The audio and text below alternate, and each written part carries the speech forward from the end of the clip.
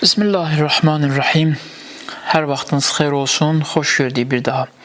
Hər birinizi Allah itaat ibadətlərinizi qəbul eləsin.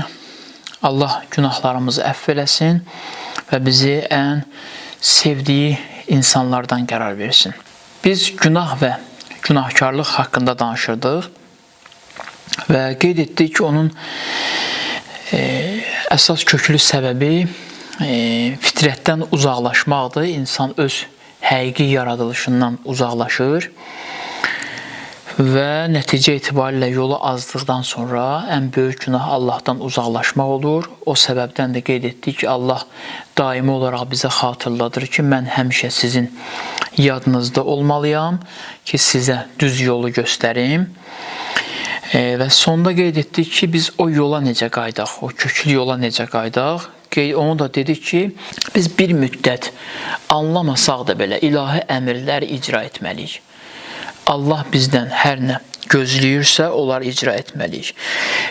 Bu anda bunu da qeyd edeyim ki, bizim dindarlığımızın, imanımızın əsasını namaz qılmağımız və oruç tutmağımız təşkil etməməlidir. Yaşayışımızdan başlamalıyıq. Bunu da qeyd edeyim ki, bizim dindarlığımızı namaz qılmaq və oruç tutmaq təşkil etməməlidir. Bizim yaşayışımızdan başlamalıdır namaz və oruc. Əgər namaz və oruc ilkin mərhələdə olarsa və yaşayış öz olduğu kimi qalacaqsa, bu namaz və oruc bizə faydalı olmayacaq. Bizim üçün çətinliklər yaradacaq. İnsan həyatında necə yaşamalıdırsa, onu Allahdan öyrənməklə və o yaşayışının halı ilə, o yaşayışının gözəlliyi ilə namaz və orucunu da gözəlləşdirə bilir. Fikir versəz, xətiblər, din xadimləri çıxış eləyəndə deyirlər ki, oruc təkcə ac qalmaqdan və susuz qalmaqdan ibarət deyil. Təbii ki, bunu Peyğəmbərin hədisinə istinad eləyərək qeyd edirlər. Peyğəmbər belə bir hədis buyurur. Peyğəmbər buyurur ki, nə çox namaz qılan var ki, onlara oturub durmaqdan başqa bir şey qalmayacaq və nə çox oruç tutan var ki, onlara ac qalmaqdan başqa bir faydası olmayacaq bu orucun. Niyə Peyğəmbər bu hədisi desin? Niyə Peyğəmbər bu sözü desin? Səbəb nədir? Niyə o namaz qılana oturub durmaqdan başqa bir şey qalmadı? Niyə o oruç tutana ac qalmaqdan başqa bir şey qalmadı? Axı, bunun bir səbəbi olmalıdır. Səbəb budur ki, yaşayışını başqa bir istiqamətdə yaşayır. İlahi sistemdə yaşamır. Amma bircə onun Allahla bağlı olan, belə deyə, hərəkəti namaz və orucdan ibarətdir. Allaha aid olan tərəfi fəqət namaz, orucdur. O səbəbdən də bu namaz və oruc onu xilas eləyə bilmir. Çünki insanın yaşayışından, insan necə yaşayırsa, həmin yaşayış onun qəlbində, ruhunda bir əqidə formalaşdırır. Bir meyar formalaşdırır. Sonra həmin meyarla baxır hər bir şeyə. Həmin meyarla baxdığı üçün, misal olaraq bir insan yalnız və yalnız ancaq özü üçün çalışır, mənfəətpərəstdir. Kimlə əlaqə qurursa, kimlə münasibət yaradırsa, yalnız özü üçün çalışır. Və bu yaşayış da onda egoistlik yaradır. Bu egoistlik halı ilə qılınan namaz təbii ki, faydalı olmayacaq. Egoistlik halı ilə tutulan oruc təbii ki, faydalı olmayacaq. Görək, biz yaşayışımızda digər insanları düşünməyi öyrənək, digər insanlara xidməti öyrənək ki, və o xidmət halı bizdə yaransın, o xidmət halı ilə Allaha etdiyimiz xidmət, qulluq da öz mahiyyəti üzrə hərəkət eləsin. Əgər biz yaşayışımızdan başqa bir əqidə formalaşdırmışıqsa, biz namaz qıla-qıla da, oruç tuta-tuta da yenə Allahla aramız soyuq olacaq və biz Allahın bəndələrindən hesab olmayacaq. Həzrət Əli əleyhissalam bir dəstə insana baxır, onlar dindardılar. Yəni, zahiri əlamətlərinə görə namaz qılırlar, oruç tuturlar, kəlmə-i şəhadət deyirlər. Bunlar dindardılar zahirən. Amma Həzrət Əli əleyhissalam onların dindarlığını qəbul etmir. Həzrət Əli əleyhissalam onlara baxır, buyurur. Buyurur ki, sizin dininiz dilinizin ucunda qalıb. Başqa bir şey deyil. Və sizin bu kəlamlarınız, Allah haqqında işlətdiyiniz kəlamlar dilin tərpənməsindən, lağlağasından başqa bir şey deyil. Diqqət edirsiniz, Həzrət Əli onlara belə baxır. Deməli, biz yaşayışımızı düzəltməliyik. Ona görə o ayəni qeyd etdim dünənki çıxışımızda ki, Allah buyurur, hər kəs məni unutsa, məndən üz döndərsə, yaşayışında sıxıntıya düşəcək. Biz yaşayışı düzəltməliyik, gözəl yaşayışdan gəlməliyik namaza. Ona görə Peyğəmbər buyurur ki, la ilahe illallah deyin. Yəni, bütünləşdirilmiş xüsusiyyətlərdən, o xüsusiyyətləri ki, bütünləşdirmişsiniz, onları pərəstiş ünvanı qərar vermişsiniz. Onlardan uzaqlaşın ki, Allaha bağlana biləsiniz. İlahi mərhəmət, ilahi rəhmət ürəklərinizə hakim kəsilsin və Allah kimi baxasınız bütün hər baxacağınıza. Peyğəmbər buyurur ki, ilahi mənə hər şeyi olduğu kimi göstər. Necə olduğu kimi görsənə bilər hər şey? Görə hər şeyə Allahın eynəyi ilə baxın və daxilimdə olan bütünləri qırım. Bunun başqa bir yolu yoxdur. Ola bilsin bir nəzəriyyə kimi səslənsin, bir çıxış kimi səslənsin, amma başqa bir yolu yoxdur bunun. Yolu yalnız və yalnız bundan ibarətdir. Bir də Allah bizə belə bir söz eşitdirir Quranda. Belə buyurur, Ətiullahə və ətiur-rəsul və ulil əmri minkum. Allaha və onun Peyğəmbərinə və aranızdan olan əmr sahiblərinə itaət edin. Bizim Allahla məkan etibarilə məsafəmiz çoxdur. Birbaşa olaraq Allahla rabitə qura bilmirik. Və o səbəbdən də Allah bizimlə danışmaq üçün kitab göndərir və kitabı bizə izah etmək üçün, kitabdakı sözünü bizə çatdırmaq üçün Peyğəmbər göndərir. Birbaşa Allahla münasibət olmur. Və bu Peyğəmbərin canişinlərini seçir Allah özü. Və bu canişinlər vasitəsilə bizlə danışır. Nə qədər vacibdir ki, Allah bizlə Peyğəmbər və Peyğəmbər canişinlərinin vasitəsilə danışsın. Biz əmri itaat eləyərik. Qeyd etdik ki, əmrə halımız olsa da, olmasa da bu ibadətləri yerinə yetirək. Bu ibadətlərin özündə də biz axsaya bilərik. Bu ibadətlərin düzgün olunub-olunmaması hardan bilinəcək? Necə bəlli olacaq ki, bu ibadətlərdə siz günaha yol vermirsiniz? Bu ibadətlərdə siz nöqsana yol vermirsiniz. O səbəbdən də Allah bizə buyurur ki, övliyalarla oturun, durun. Allah dostlarını diqqətinizdən yayındırmayın. Bir əmirlərə itaat eləyəcəyik, həm də Allah övliyaları ilə mütəmadi olaraq əlaqə quracaq. Misal olaraq istəyirik qəlbimiz köklənsin təqvaya, elə qəlbimiz köklənsin ilahi iradəyə, ilahi nizama. Necə köklənəcək?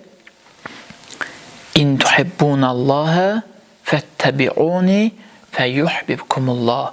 Əgər Allahı sevirsinizsə, Peyğəmbərə itaət edin, Allah da sizi sevsin. Deməli, Allah özü ilə bizim aramızda islah olmağımız üçün, düzgün bir yola qayıtmağımız üçün, bu düzgün yolda da biz dünyada yaşayırıq, biz maddi aləmdə yaşayırıq. Bu düzgün yolda da bilin tapmalıyıq.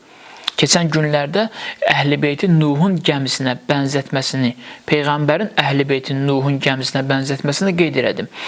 Biz bu yolda da ilahi övliyalarla münasibət qurmalıyıq. Ona görə Quran buyurur ki, hər kəs Allahın şüarlarını əzəmətli tutarsa, uca tutarsa, bu uca tutmaq onların qəlblərini təqval eləyər. Deməli, biz Həzrət Əli ilə mütəmadi olaraq münasibət qurmalıyıq. Biz Peyğəmbərlə münasibət qurmalıyıq.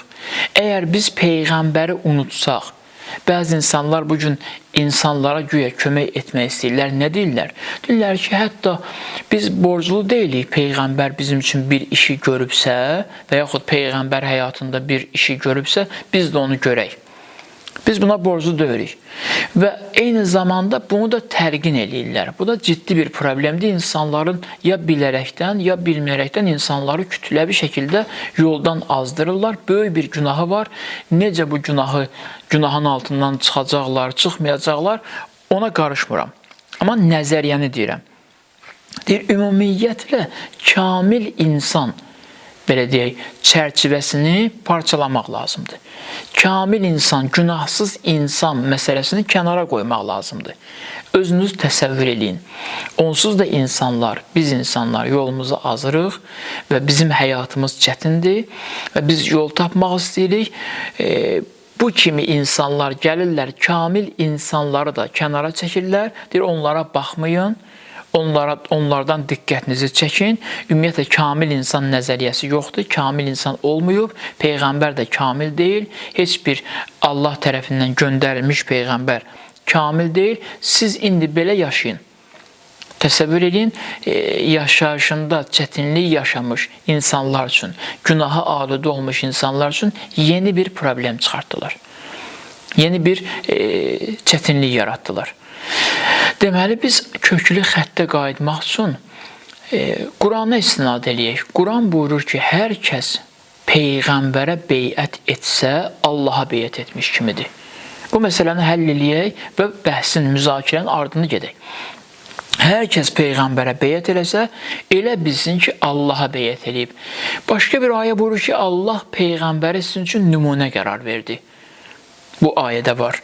Hər kəs Peyğəmbərə itaat etsə, Allaha itaat etmiş kimidir. Deməli, Allah bunları bizim gözümüzə çəkir. Biz yaşadığımız zamanda həm kamil insanları seçməliyik, həm ilahi əmrləri düzgün tətbiq eləməliyik. Dedik, onu qeyd elədik və bunun da yanında kamil insanları seçməliyik. Allah övliyaları ilə dostluq etməliyik.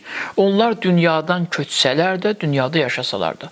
Misal olaraq o nümunələrdən biri şəhidlərdir. Biz hər hansı bir şəhidlə dostluq etməyə bacarmalıyıq. Necə gəldi bu uca məqama çatdı? O şəhidin həyatını araşdıracağıq, o şəhid kimi yaşamağa başlayacağıq. Qurandan sizin üçün gözəl bir nümunə çəkim. Züleyxa yolu itirmişdi. Hər biriniz bilirsiniz, Quran-ı Kərimin danışdığı o rəvayətdə, gözəl hadisədə Züleyxadan danışır. Züleyxa yolu itirmişdi. O, ilahi iradənin kölgəsindən çıxmışdı, o sistemdən çıxmışdı və bəlli oldu ki, nə günahlara mürtəkib olmaq istəyirdi, nə günahlar etmək istəyirdi və nə günahlar etdi. Amma necə qayıtdı? Bu yola qayıtmağının səbəbləri nə idi? Çox gözəl, iki səbəbini deyirəm. Biri bu idi ki, Yusifi sevirdi. Yusifi sevdiyi üçün, Yusifin etdiyi bütün yaxşılıqları başa düşmədən belə başladı etməyə. Yalnızdasa qeyd elədim ki, keçən görüşümüzdə, çıxışımızda qeyd elədim ki, başa düşməsən də belə başla o işləri görməyə. İnsan hər hansı bir işi görməyə başlayanda həmişə bütün tamam olaraq onu başa düşə bilmir, anlaya bilmir. Uşaq məktəbə gedir, məktəbin ilkin çağlarında necə yaşayır, necə rəftar edir? Güya oxuduğunu anlayır, ona 5 rəqəmini öyrədirlər, o 5-in nə üçün istifadə olmağını başa düşür? Xeyr, başa düşmür. Amma onun qarşısında müəllim var, müəllimin siması var, müəllimin savadı, müəllimin hər şeyi bilməsi onda öyrənməyə bir meyl yaradır və eyni zamanda da əmrə tabi olmağa məcbur edirlər. Bir tərəfdən valideynləri, bir tərəfdən müəllim kömək edirlər, əmri icra eləsin. Deməli, nümunə və əmri icra etmək, sonda görürsən ki, həmin uşaq oxuduğu məktəbdə müəllim olaraq dərs deyir. Götürüb gəlir, həmin o şagirdi yetişdirir müəllim səviyyəsində. Züleyxa da baxdı Yusifə, gördü ki, Yusif bu gözəllikləri icra eləyir və Yusifi də sevirdi. Gəldi Yusifin həyata keçirdiyi işləri gördü, bəzilərini anlamırdı. Sadəcə Yusif bunları edirdi deyə Züleyxa da başladı bunları etməyə. Züleyxa bunları edə-edə yavaş-yavaş bu işlər yaxşı işlər daxı. Yəni bir insan körpə uşaq südün nə olduğunu bilmir. Körpə uşaq süd içəndə bilmir axı süd içir. Amma baxmayaraq ki, bilmir süd içir. Süd özü vitaminli bir qida olduğu üçün birbaşa olaraq uşağın vücudunda öz təsirini qoyur və uşaq inkişaf eləməyə başlayır. İndi biz də və eyni zamanda bizim hərəkətlərimizdə başa düşməsək də belə edəcəyik onu, əmrə tabi olacağıq. Züleyxa kimi. Züleyxa Yusufun etdiklərini başa düşmədikdə belə edirdi. Nəticə etibarilə işlər özü yaxşı olduğu üçün, salih işlər olduğu üçün, gözəl işlər olduğu üçün Züleyxanın ürəyində iman nurunu yaratdı. Züleyxanın qəlbini qaraldan nə idi? Etdiyi günahlar. Günahı bilsən də etsən, bilərəkdən də etsən, insan ruhunu qaraldır, bilməyərəkdən də etsən, insan ruhunu qaraldır. Bu işin mahiyyəti budur, bu işin təsir qüvvəsi bundan ibarətdir. Züleyxa o işləri gördükdə ruhu qaralmışdı və hətta Yusufə şərböhtan atmışdı. Sonda o Yusufun etdiklərini edərək gəldi elə bir məqama ucaldı ki, Allah Yusuf Peyğəmbər üçün Züleyxanı həyat yoldaşı olaraq təyin etdi və onun üçün ruzi olaraq qərar verdi. Gördünüz necə gözəlləşdirir. Allah övliyasına sevgi və əmrlərə itaət. Biz neyniyə zamanımızda Peyğəmbərə, Həzrət Əliyə, Həzrəti Zəhraya sevgi və eyni zamanda əmrləri icra eləmək, sevgi və əmrləri həyata keçirmək. O tərəfdən, o sevgidə ki bir cəzzablıq var, cazibə var. İstəmirsən onlardan uzaq olasan, istəyirsən onlara yaxın olasan, onların dostlarından olasan. Bu meyl, bu gözəlliyə olan meyl və bu tərəfdən də sənin üçün onlara tərəf getmək üçün azuqə lazımdır. Əmrləri də icra edirsən. Bəzi insanlar məsumu sevirlər, imamı sevirlər, amma hərəkətləri yoxdur. Və nəticədə şikayətlənirlər ki, mən neçə illərdir İmam Hüseyni sevirəm, Peyğəmbəri sevirəm, niyə məndə inkişaf yoxdur? Bəli, Peyğəmbəri sevirsən, ona tərəf getmək üçün azuqə də lazımdır, amma o azuqəni götürmürsən. Azuqəni götürmədiyin üçün gedib Peyğəmbərə çata bilmirsən, gedib imama çata bilmirsən. O insanlar ki, Peyğəmbərin həqiqi tərəfdarları oldular, o insanlar ki, Peyğəmbərin həqiqi sevənlərindən və Allah Peyğəmbərinin dili ilə tərif alan şəxslər oldu. Onlar kimlər idi? Əbazər Qəffar idi, Səlman Farsi idi. Deyirlər, elə rəftar edirlər ki, sevirdilər Peyğəmbəri, Həzrət Əlini və onun kimi yaşamağa maksimum həddə can atırlar. O sevgiləri və can atmaqları onları hər hansı bir səhv yoldaydılarsa, o səhv yoldan gətirib gəldi, Allahın o qurduğu nizamın içinə saldı, o nizamın içində bir yerə gəlib ucaldılar ki, Peyğəmbər Səlman haqqında buyurdu ki, Əs-Səlmanu minna əhləl beyt. Səlman biz əhl-i beytdəndir. Yəni, xoşbəxt oldu artıq, qoşuldu bizə. Əbazər haqqında buyurdu ki, Əbazərin adını göydə mələklər fəxrlə zikr edirlər. Görürsünüz, hara gəldi, çatdı. Nə ilə? Əmrləri icra eləməklə, əziz dostlar, bacılar, qardaşlar, əmrləri həyata keçirmək lazımdır. Bəzən görsə insan qəlbində belə bir tənbəllik yaranacaq. Onsuz da mən günahkaram, bunu etməklə nə edə biləcəm ki? Allah deyir, sən et, narahat olma. Günahın öz yerində, bu da öz yerində. Allah deyir ki, narahat olma, sən bunları et. Bununla sənin bu əməllərin olsun. O günahlar ki, sən onun üçün narahatsan, o günahları elə bağışlayacağım ki, çevirib savab olaraq sənin əməl dəftərinə yazacağım. Allah belədir. Allah deyir, mən bunu bacarıram, sən mənə inan, sən mənim istədiyim kimi yaşa, sən mənim istəklərimi həyata keçir. Bu istəklər sənə olan sevgimdəndir. Bunlar səni inkişaf elətdirəcək. Mən sənin dərdivin dərmanını bilirəm. Allah demək istəyir, əslində sizin dərdinizin dərmanı mənəm. Siz dərmanı düz tapa bilmirsiniz. Ona görə də peyğəmbərlər göndərirəm, imamlar göndərirəm ki, onların vasitəsilə məni tapın, onlar mənə necə itaət eləyib ucalıblarsa, siz də elə itaət eləyin, ucalın. İstənilən sahədə asılı olmayaraq, harada işləyirsinizsə işləyin, harada yaşayırsınızsa yaşayın, hansı mühitdə yaşayırsınızsa yaşayın. Bu xətlə hərəkət etmək insanı Peyğəmbərə qovuşduracaq, insanı onların yaxın tərəfdarlarından edəcək. Və biz də bir gün həyatımızda günahsız anlarla, günahsız günahsız nəfəs alıb, günahsız addım atacağıq, günahsız yaşayacağıq və onda başa düşəcəyik ki, ilahi övliyalar Allahla necə şirin-şirin danışmağa bacarıblar. Onlar necə Allahla səmimi danışıblar. Bu işləri görməklə həm qayıdırıq öz fitrətimizə, onda baxacağıq, görəcəyik ki, bizim o günahlarla dolu olan həyatımız nə qədər çirkin bir həyat olub, biz xəbər tutmamışıq ondan.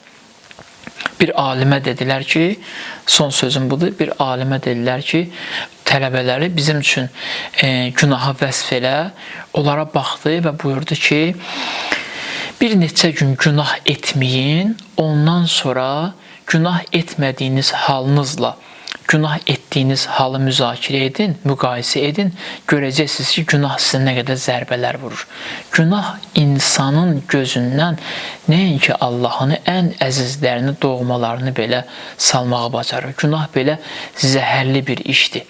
İnsanın ailəsini gözündən salır, insanın evladını gözündən salır. Günaha görə biz nə qədər insanlar öz əzizlərini, doğmalarını belə tərk ediblər və çətinliklərlə üz-üzə qalıblar, o çətinliklərdən çıxa bilmirlər. Allahdan istəyirəm ki, Allah hər birimizə və böyük ümidim var ki, biz bunu bacararıq, Allah bizə lütf eləyəcək, Allahın istəyi zaten budur. Allahdan istəyirəm ki, Allah hər birimizə günahsız həyat nəsib eləsin, günahsız yaşamağı bizə lütf eləsin və o günahsız həyatımızda Allahla münacət etmək şirinliyindən məhrum olmayaq. Vəsselamu aleykum və rəhmətullahi və bərəkatuhu.